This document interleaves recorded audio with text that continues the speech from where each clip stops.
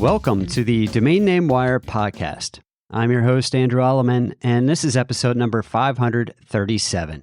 One of my favorite interviews on the Domain Name Wire podcast was when I sat down with Paul Mockapetris back in 2016. Paul is generally considered the inventor of the DNS. On today's show, I'm going to replay the interview from that episode, which was the 100th episode of this podcast.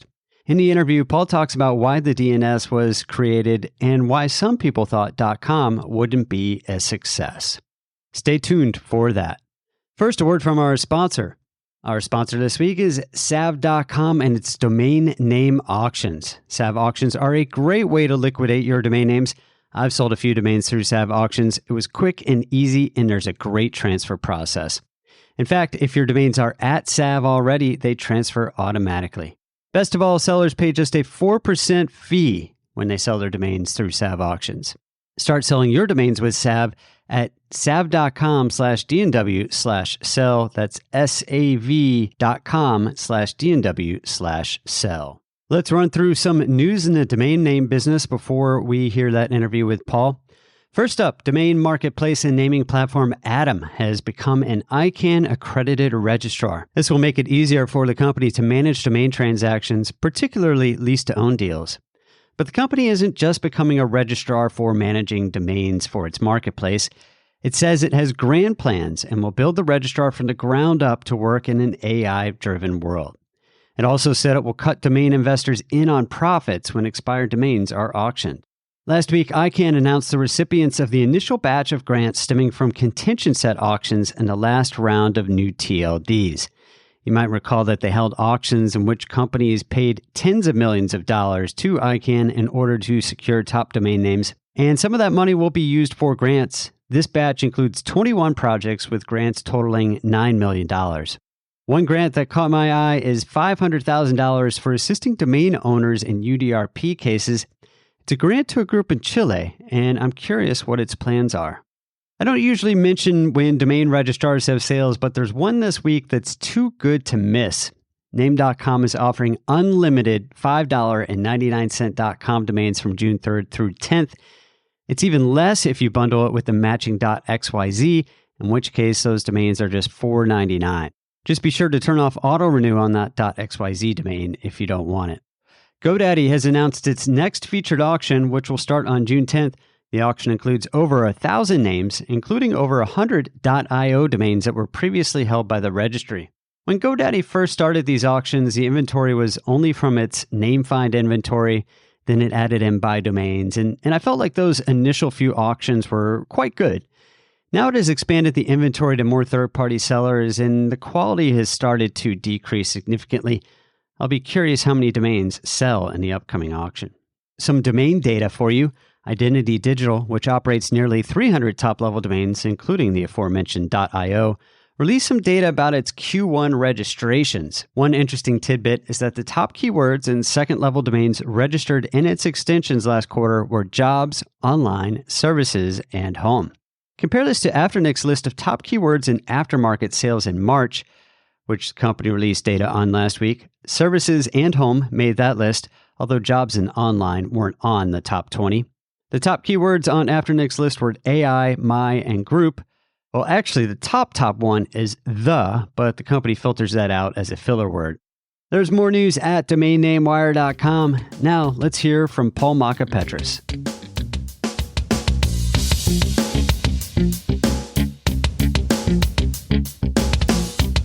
My guest today is Paul Mockapetris, who is the inventor of the domain name system. Paul, welcome to the program. Hey, it's good to be here. So, Paul, thanks for taking the time out. You and I met briefly at a World Hosting Days conference in Phoenix a couple months ago, and Jonathan Frakes was kind enough to connect us. And I'm really excited to have you on the program today. Your knowledge about the domain name system goes back further than probably anyone I've had on the program so far. So thanks for taking the time. I'm the oldest expert. The oldest expert. So let's talk about those early days. Help me understand kind of your role in creating the DNS. Well, the situation at the time was that all of the hosts and routers, all of the machines connected to the at the time, the ARPANET, were all registered in a table that was maintained at SRI in Menlo Park, California. And so if you wanted to add something to it, you called them up and you said, hey, I'd like to have a machine called Freddy, and this is its address, and they would add you to the table, and then that table would eventually get distributed. It's like a phone book, and you'd be on the net. Now, the problem with this is that as the net was growing, first of all, they were only open from 9 to 5. So if you wanted to create a new machine or change addresses or reconfigure your network, you had to call between 9 and 5 California time. And the other thing is that as the internet grew, they originally had 3 people who did registration, and then somewhere along the line, they had 22. And the DoD that was paying for it said, well, wait a second. Also, people wanted to be able to configure their own networks, because at the time, instead of the network being big time-sharing machines, it was starting to look like local area networks and workstations and so forth. So there were a bunch of schemes that people had proposed for distributing this table of information about who the machines on the network were. And John Postel one day walked into my office and said, well, Paul, we have these 5 different proposals for what we should do next. Why don't you take a look at them and find a compromise or suggest something? I didn't really like any of the 5. So I kind of invented my own system. I stole the domain name, the actual title domain names had already been used. And people had written kind of, if you will, requirements documents that said, well, it had to be hierarchical and it had to be distributed, but nobody had really said about how to do it. So I wrote up a couple of RFCs that got circulated a couple of times as drafts, which pretty much, were published in 83. Okay. And then refined a little bit in 86, so that actually if you ask people, well, how do I find out about the DNS today? What RFCs do I read? They'll say, well, you go back to 1034 and 1035, which are kind of the Bible, but people have added stuff to the DNS such that there's probably over 100 RFCs that either talk about how to use the DNS for a specific purpose or how to extend it that have been written since then. What does RFC stand for? Sorry. Oh, it's request for comments, and it's the way for comments. Okay. And I knew the request for, but and then so when you say John Postel walked into your office, where were you working at the time? I was working at Information Sciences Institute, which is part of the University of Southern California, out there near the LA airport on the beach. Got it. Okay. So these RFCs, so 83, 86 timeframe, and then kind of how did this evolve from there? People all of a sudden, the reason it took off was that, people started getting lots of local area networks and workstations and machines and so forth. And, one of the success factors was that you just had to register once and then you were master of your own environment. So, the people at MIT got MIT.edu, and then they could take care of their own configuration. And further, they could subdivide and give the Media Lab a separate chunk that it could manage. One of the big successes was that we originally said, well, any country gets its country code and it's a top level domain and they can make whatever rules that they want. And over the years, the meaning of all this has changed. But back then it meant that rather than having particular governments help us, we could say, here's your own thing, go manage it. Got it. It kept a lot of the international community was pretty hostile to the DNS in the early days, as they were. Why was that? Internet technology in general, because, governments and anointed the OSI, ISO set of protocols, from the gnomes of Geneva as being the wave of the future. And this internet thing was just something we'll do until, OSI arrives. And OSI, by and large, didn't arrive. We have a few fragments of it today in terms of certificates and so forth. But, the internet kind of took over the world. And I've heard kind of on those country code domain names that it was kind of, and I don't know if this was John Postel's responsibility or whose, but it was kind of, hey, let's find someone at a university within this country and just kind of hand it over to them. Is that an accurate explanation there, description? Well, it varied a little bit. In the early days, we were anxious to get people to, adopt the system. And the people over in Great Britain were the first. They got the UK country code. And so they, came along, and then other countries kind of joined over the years. People always ask about, well, how did the initial top level domains get defined? And, we said, there were a lot of people that said, oh, they have to be country codes. Another set of people said, oh, in the names of telephone companies. So it's like AT&T and MCI. And other people said, well, it doesn't have to be anything in particular. So there was a lot of arguments back and forth. My point of view was that we should try both. We should try both what are now called generic top-level domains like org and com and so forth, as well as the country codes. But that was just sort of a political move to say, hey, look, you can structure. We're not going to have these arguments between countries about how they structure it. We like to say, hey, we'll give you your top-level domain and you can make your own rules.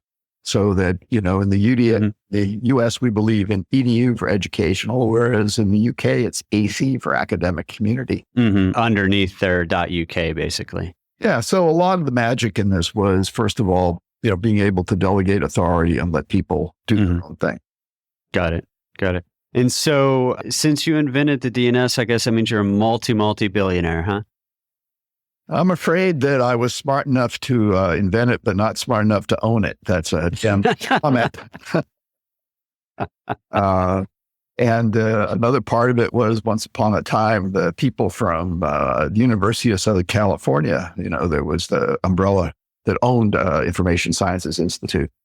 Their patent people came over and they decided there was nothing patentable there. Which I think is sort of one of the all-time bad decisions. But the other thing is that, the internet spirit at the time was everything was open and people weren't really commercializing things. So that changed. Yeah. Well, and so, I'm trying to put myself in your shoes back then. I mean, given how things have progressed from there, would you have done something differently, knowing now what it has become? Sure. There was various mistakes I made along the way. There was a bunch of mistakes that everybody's made along the way. But I think the growth in the use and in the number of applications that it supports is pretty impressive. Yeah, certainly from when you look at what's happened in a lot of ways, the fact that it works, given how it's expanded and become so big is suggests that the original idea and the method of doing it, that we'll call it the sixth proposal that you came up with, ultimately was the right one, and it worked. Yeah, I sometimes call it the sixth degree of freedom. And people always ask, well, how did you get away with that? And the answer was, at the time, the network experts didn't think it was important. So it was a nice little problem for Paul to have. I had heard, I've heard kind of a story with .com when, it was proposed, some people didn't like it, but then it was like, well, no one will ever use it anyway. So, yeah, that's a true story. There was certain people that were arguing against .com, and they eventually gave in on the theory that nobody would use it anyways. A very good friend of mine, so I'm not going to tell you who. Okay.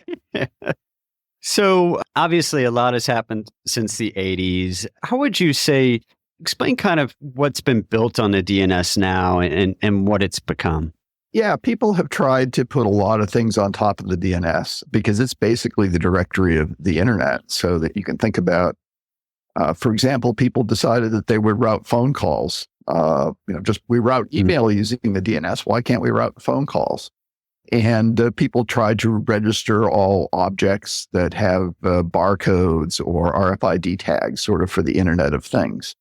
And those efforts worked in kind of small ways, primarily because displacing sort of existing systems, there's big commercial interests that get involved, and things tend to slow down. But there's a lot of interesting things that are done today with wholesale call routing for voice over IP, the registration and routing of mobile calls and so forth, and sort of semi-private things.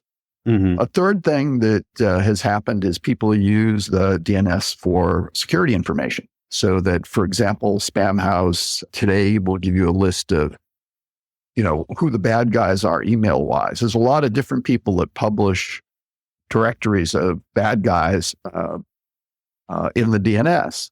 So it's been expanded into the security world. And actually, that's sort of where my day job is today. Yeah. So tell me about that. You're with ThreatStop now. What does ThreatStop do, and kind of what's your role? I'm the chief scientist here at ThreatStop. Basically, what ThreatStop says is that all of your network protection devices, whether they're DNS servers or routers or firewalls, can work better if you give them up-to-the-date information about what the current threats are and who the bad guys are. And so that real-time information just makes your existing stuff work better. Historically, this kind of started out way back when with Paul Bixby and some of the blacklist information for email. And it's expanded these days so that there's a whole set of systems and companies out there that are trying to give you up-to-the-date threat intelligence for your firewalls or routers or whatever. One of the things that's evolving, and ThreatStop is one of the early leaders, is that we'll work with anybody's equipment. So that there's lots of people, you take the Ciscos of the world or the Palo Alto networks of the world, they have threat feeds that work for their equipment, but we have threat feeds that work across. They'll go open source, bind servers, firewalls, routers. I think one of the things that's interesting is to simplify security all the way down. There's sort of three ways to do security, one of which is to filter by content. In other words, you look at the content and figure out bad. Another is to filter by address. What IP address did it come from? But third, and I think the one that's really growing in importance is filtering by name. And this can be domain names.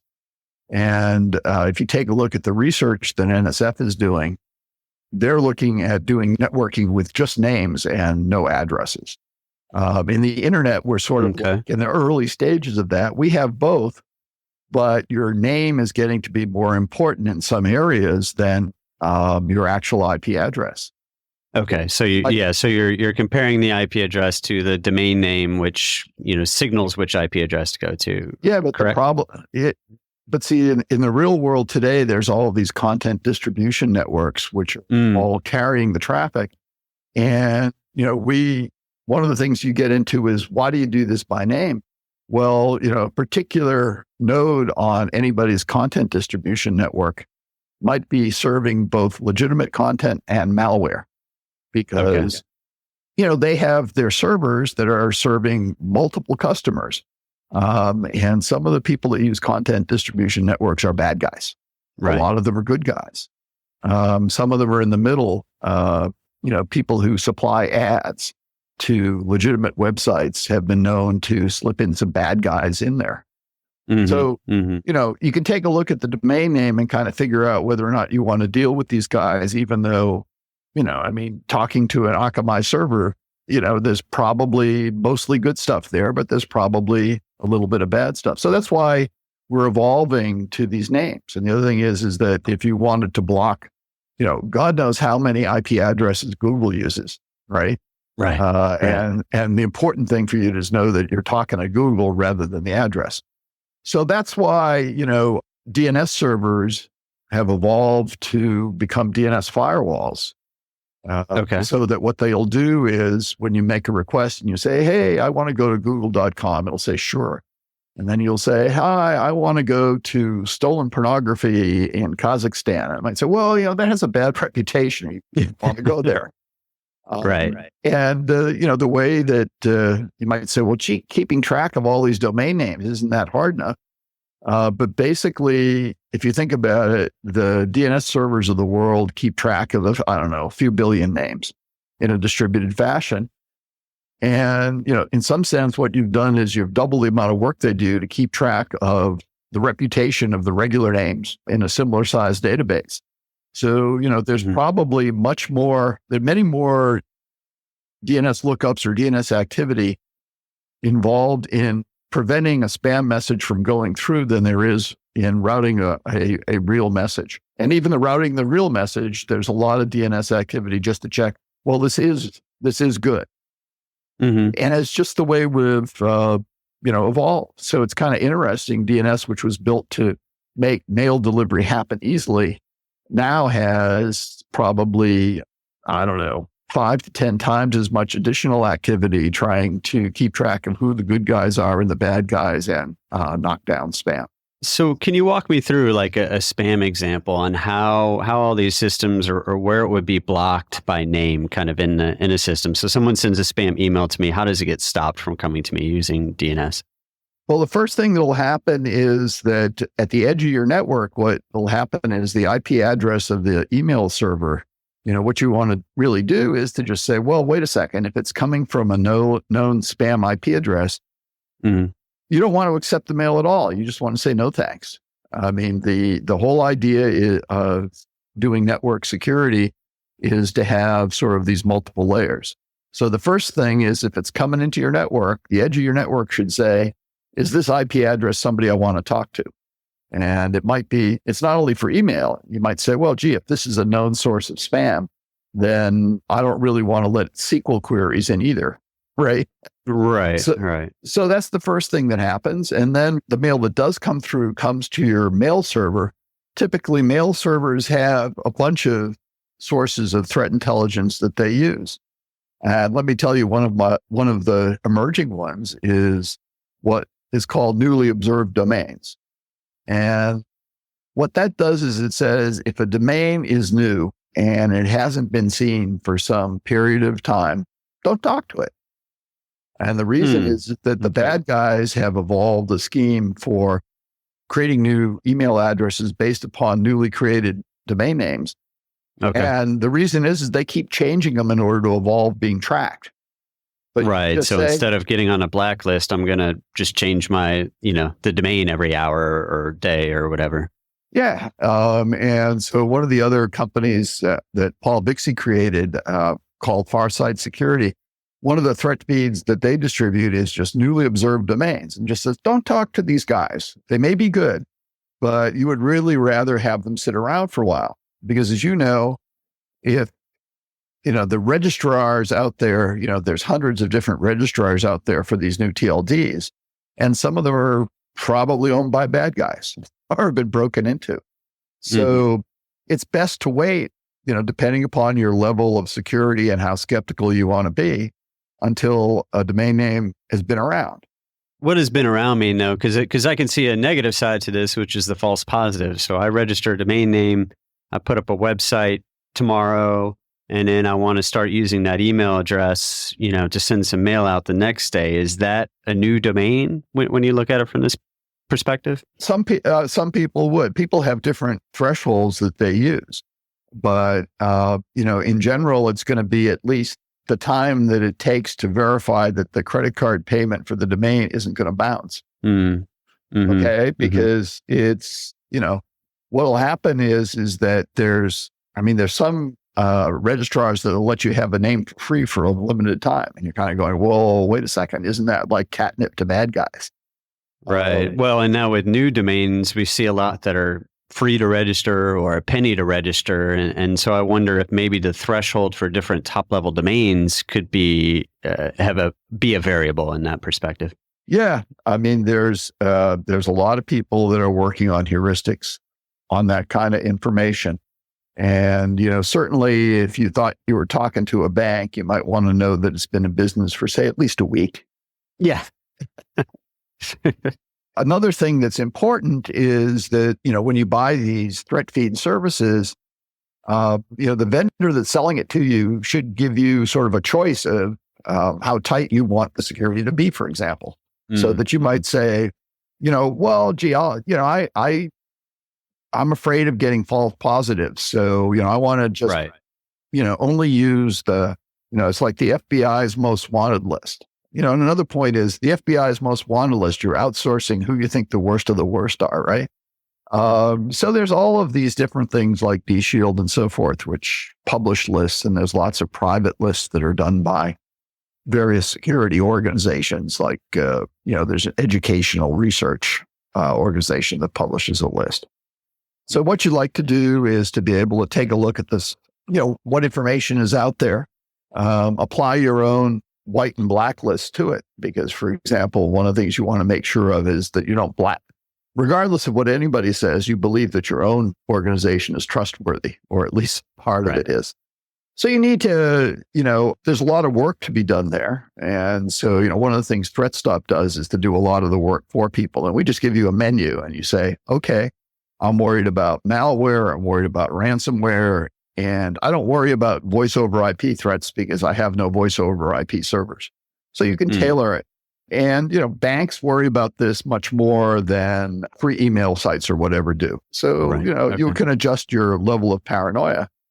And obviously, if you're a law firm, you might say, well, I want to be really careful about what I accept from the outside world. Or I might say, hey, I'm selling peaches in Georgia.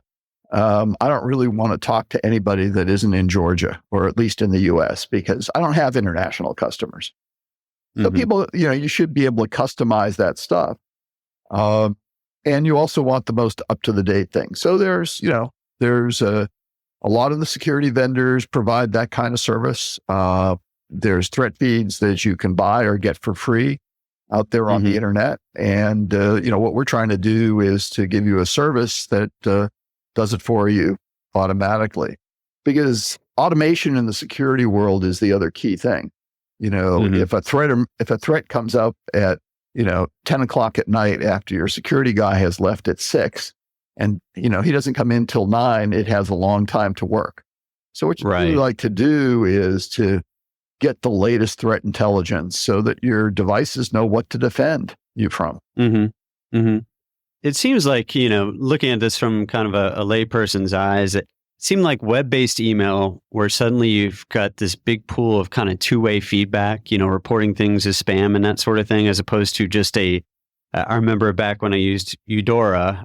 So just to give you a perspective of when I came on the internet, it was in the late 90s at college, right? And so Eudora, it was like, okay, you had a spam filter within the software program, and you would put the blacklist and whitelist and that sort of thing. It seemed like things like Gmail and the two-way feedback you get from that must have been a huge boon. Yeah, it is. There's some people that are sensitive about sending their email traffic through third parties. Sure. Okay. And so that's one of the questions you have. And I think one of the big unsolved issues is that, the bad guys distribute and share code. The good guys, not so much. Part of that is that the commercial guys are wary of sharing. People worry about antitrust and so forth. So you've seen some communities in the financial industry and so forth, and in the educational. But, figuring out how to share, security information in real time is one of the frontiers today. Got it. I'm curious what you think about, so there are domain names like .bank, where they kind of go out and verify that, okay, it's actually a legal bank that's registering this domain name. So there's a little bit of a trend in some of these new domains to kind of have this verification. Do you think that's a good way to approach security? I think it helps a little bit, but the problem is that when you take a look at what happens when I say, hey, I want the front page of the New York Times, I'm a subscriber. It comes in, dozens or hundreds of little pieces, and some of them are ads served by ad vendors that are getting the ads from third parties. And so, when you look at a web page, for example, you don't necessarily know that all of the content there is provided by that particular organization. Banks, I imagine, are a lot, are going to be much more careful about that. So, I guess that would be okay. But if I'm going to the New York Times, they've had malware in their ads before. And it's not like they're special. I mean, there's lots of organizations that have had that happen. Yeah, I know my local newspaper, when I go to their website on my mobile phone, all the time, there's someone slips something in there, so it redirects me to download a certain app, and obviously I trust my local paper, but, there are things coming in, loading on that page that aren't distributed directly from them. Yeah, when people when people tell me to download something, I'm hyper skeptical about it. It's like sharing a needle. I mean, okay. Yeah. It's spoken from a lifelong of internet, a lifelong experience in internet security, I suppose. Well, I actually just turned to security recently, so I am by no means a longtime expert, but it's a very dangerous world out there these days.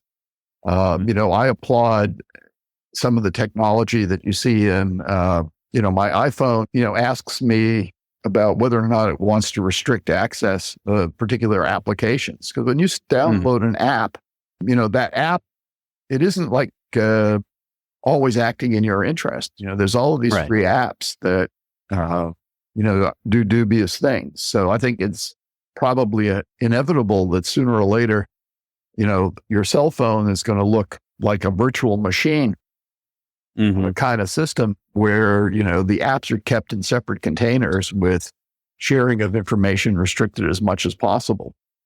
Because, every time you load an app, it's a risk. It may be more or less on Android than, Apple's world, but it's a risk, and they invade your privacy like nobody's business. So, it's the world is getting, more dangerous out there.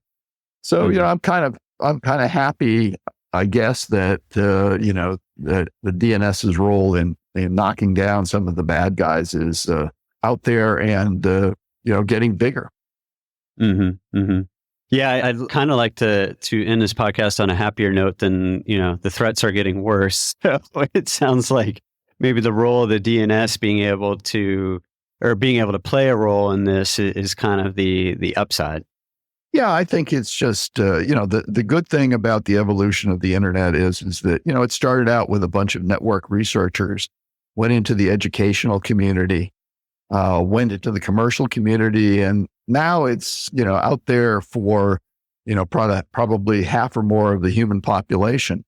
And the Internet of Things is ramping up. And I'm happy that, the DNS has been able to evolve alongside the evolution of the things that use it, and security might just be kind of coming of age.